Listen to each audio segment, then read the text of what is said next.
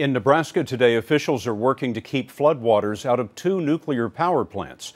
Pumps are being used to keep the plants dry against the rising waters of the Missouri River. The government's top nuclear official visited the plants and declared them safe. In New Mexico, there's worry about one of the national laboratories that designs nuclear weapons. Wildfires broke out on Sunday and came within 50 feet of the Los Alamos lab. Officials closed the lab today. Some radioactive material is stored there. Also on the list of Mother Nature's punishments this year is drought.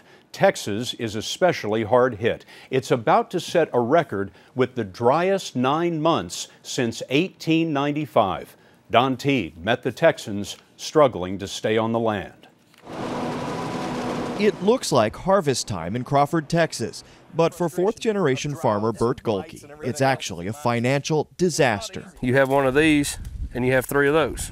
This could have been a great year for Golke. Corn prices are near record highs, but instead of harvesting his 1,500 acres of corn, Golke is chopping it up into a feed called silage, the only salvageable use for a crop destroyed by drought. We should be dealing with 7.5-foot corn right now, green, nice big ears on it, maybe like that, filled out all the way around. Instead, that's what we have. His potential losses, more than $250,000, but just a fraction of the $3 billion the historic drought will cost Texas farmers and ranchers. 250 miles south, Rosalie Coleman is hurting too. A 70-year-old widow, she's running this cattle ranch on more than 1,000 acres by herself.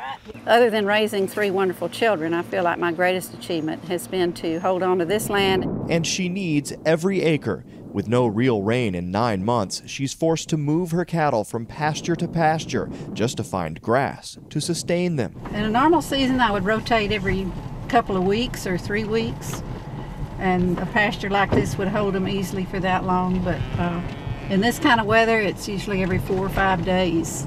Where Rosalie Coleman and Bert Golke are surviving thanks to saving in good years and planning for drought. Trying to figure out, where we can cut corners and keep going and maybe have a decent year next year.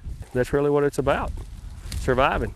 But holding on is harder with each day. This week's forecast doesn't help. More heat and only a slight chance of rain. Don Teague, CBS News, Crawford, Texas.